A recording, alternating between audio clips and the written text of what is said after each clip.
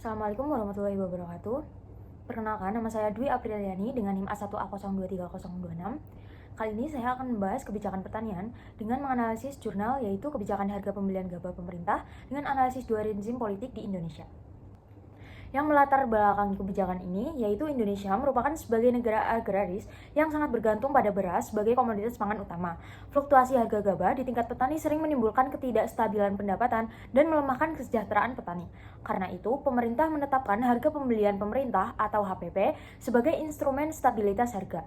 Tujuan utamanya adalah menjamin harga dasar gabah agar petani tidak merugi terutama saat panen raya. Isi dan mekanisme yang terdapat dalam jurnal yaitu kebijakan HPP memiliki substansi utama berupa penetapan harga minimum gabah dan beras yang wajib digunakan Bulog ketika membeli dari petani. Kebijakan ini didesain sebagai pelindung harga dasar sehingga ketika harga pasar jatuh di bawah HPP, pemerintah melalui Bulog wajib melakukan pembelian.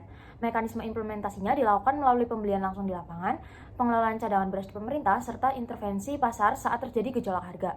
Pihak yang terlibat meliputi Kementerian Pertanian, Kementerian Perdagangan, Bulog, petani, perantara penggilingan, hingga pemerintah daerah. Analisis implementasinya yaitu HPP di lapangan menunjukkan perbedaan yang jelas antar periode pemerintah. Pada masa Bapak SBY, HPP kurang berpengaruh karena harga pasar selalu lebih tinggi, sehingga HPP hanya menjadi jangkar tanpa kemampuan mengendalikan harga, apalagi dengan selisih yang makin melebar.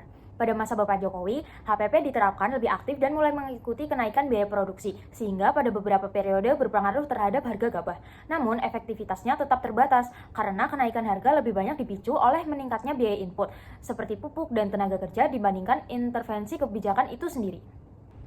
Dampak yang terjadi dan untuk evaluasinya yaitu dampak positif HPP terlihat pada perlindungan harga dasar saat harga gabah turun. Pada era Bapak Jokowi, kebijakan ini sempat berpengaruh signifikan terhadap kenaikan harga gabah.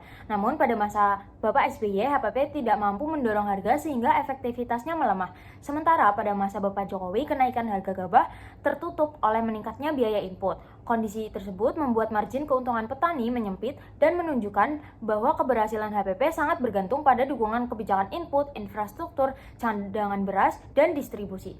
Secara keseluruhan, pada masa Bapak SBY menunjukkan stabilitas harga yang lebih terjaga, sedangkan pada masa Bapak Jokowi menunjukkan HPP yang lebih aktif tetapi terhambat oleh tingginya biaya produksi.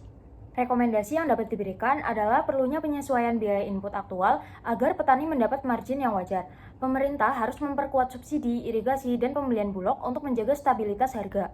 Advokasi yang diperlukan adalah evaluasi menyeluruh agar HPP benar-benar melindungi petani dan meningkatkan efektivitas kebijakan pangan.